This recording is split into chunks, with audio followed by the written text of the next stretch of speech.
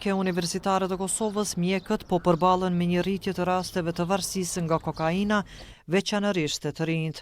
Në klinikën e psikiatrisë aktualisht janë të shtrirë 3 pacient, 2 me varësi nga kokaina dhe 1 nga alkoholi. Vetëm pak ditë më parë, numri i tyre ishte më i lartë. Aktualisht janë 3 pacientë të shtrirë, 2 janë varësi në kokainë dhe njëri është varësi në alkohol. Përderisa një pacient është diku një moshës 24 vjeçare, është abuzuesi të gjitha substancave dhe në kohëve të fundit, 6 muaj të fundit është vetëm me kokainë. Një nga sfidat kryesore mbetet mungesa e një qendre të specializuar për rehabilitim. Detoksikimi është në reportin tonë, pastaj kalohet në stabilizim, do të thonë vlerësohet se a ka problemet natyrës psiqike, a dominon ankth, a dominon elementet psikozës dhe jepet terapi adekuate. Më pastaj hallka e fundit është rehabilitimi dhe rikuperimi, për të cilën hallkë për momentin është hallkë mjaft e rëndësishme për me dalë komplet nga gjendja.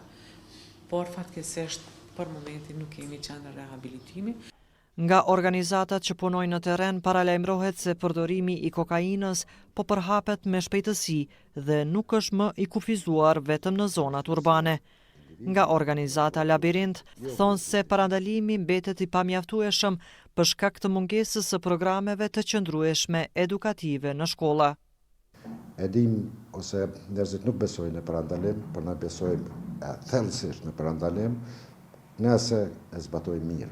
Pra, deri më tani nuk ka ne kurrikul ose ne program gjithkombëtar i cilin mund të zbatu në të gjitha shkollat pezom, edhe ajo duhet të bëhet në vazhdimsi. Pra duhet sot fillojmë me ato programe që të shohim efekte mas 5 vjet.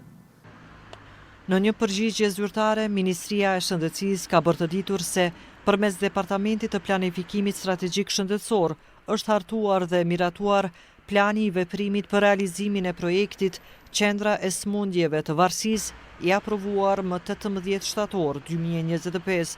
Megjithatë, Ministria e Shëndetësisë nuk ka bërë publik një afat të saktë për funksionalizimin e kësaj qendre.